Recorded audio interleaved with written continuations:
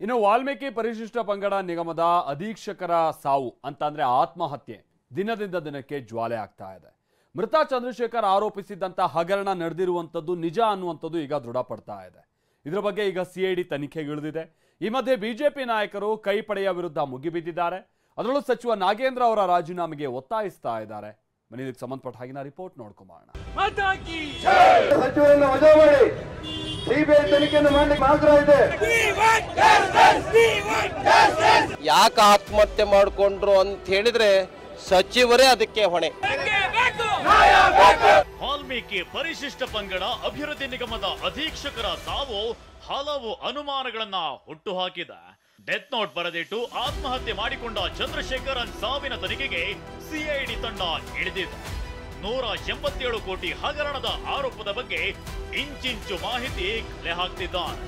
CID ತಂಡ pen drive, death note ಹಾಗೂ death note ಬರೆದ ಪೆನ್ ಸೀಸ್ ಮಾಡಿಕೊಂಡಿದೆ. ಅದರಲ್ಲೂ ಮಹಿಳಾ ಪೊಲೀಸ್ ಅಧಿಕಾರಿ ಚಂದ್ರಶೇಖರನ್ ಜೀಪ್ನಿಂದ ಪದ್ಮನಾಭ ಹೆಸರಿನ ಪೆನ್ ಡ್ರೈವ್ ತೆಗೆದುಕೊಂಡು ಹೋಗಿರೋದು ಚರ್ಚೆ ಹುಟ್ಟುಹಾಕಿದೆ.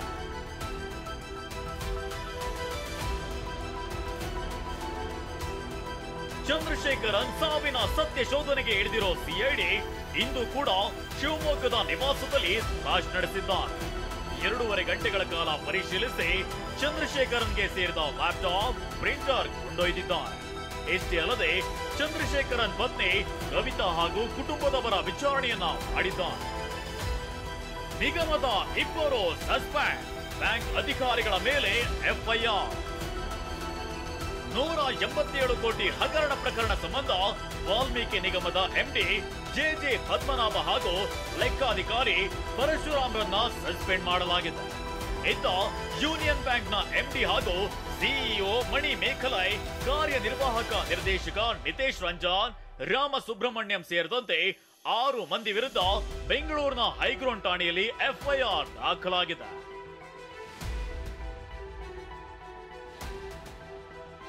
ಅಧಿಕಾರಿ ಆತ್ಮಹತ್ಯೆ ಪ್ರಕರಣದಲ್ಲಿ ಬಿಜೆಪಿ ನಾಯಕರು ರಾಜ್ಯ ಸರ್ಕಾರದ ವಿರುದ್ಧ ವಾಗ್ದಾಳಿ ಶುರು ಮಾಡಿದ್ದಾರೆ. ಸಚಿವ ಬಿ ನಾಗೇಂದ್ರ ರಾಜೀನಾಮೆಗೆ ಒತ್ತಾಯಿಸಿ ಪ್ರಕರಣದ ಜವಾಬ್ದಾರಿಯನ್ನ ಮುಖ್ಯಮಂತ್ರಿಗಳೇ ಹೊತ್ತುಕೊಳ್ಳಬೇಕು ಅಂತ ಒತ್ತಾಯಿಸಿದ್ದಾರೆ. ಘಟನೆ ಅದಾಗಬಾರ್ದಾಗಿತ್ತು.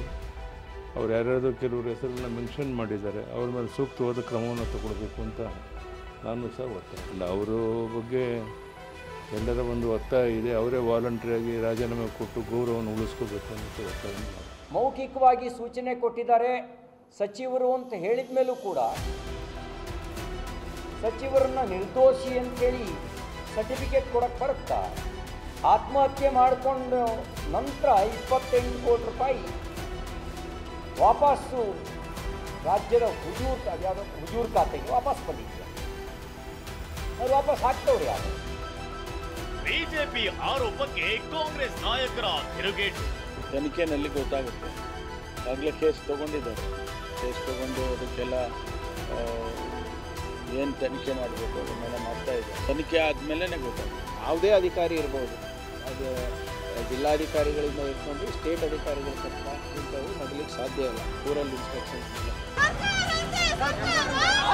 ಬಳ್ಳಾರಿಯಲ್ಲಿ ಸಚಿವ ನಾಗೇಂದ್ರ ರಾಜೀನಾಮೆಗೆ ಒತ್ತಾಯಿಸಿ ಬಿಜೆಪಿ ಕಾರ್ಯಕರ್ತರು ಬೃಹತ್ ಪ್ರತಿಭಟನೆ ನಡೆಸಿದರು. ರಾಯಲ್ ವೃತ್ತದಲ್ಲಿ ಸಂಚಾರ ತಡೆದು ಮಾನವ ಸರಪಳಿ ನಿರ್ಮಿಸಿ ನಾಗೇಂದ್ರ ಪ್ರತಿಕೃತಿ ಹಾಗೂ ಟೈರ್ಗೆ ಬೆಂಕಿ ಹಚ್ಚಿ ಆಕ್ರೋಶ ಹೊರಹಾಕಿದರು.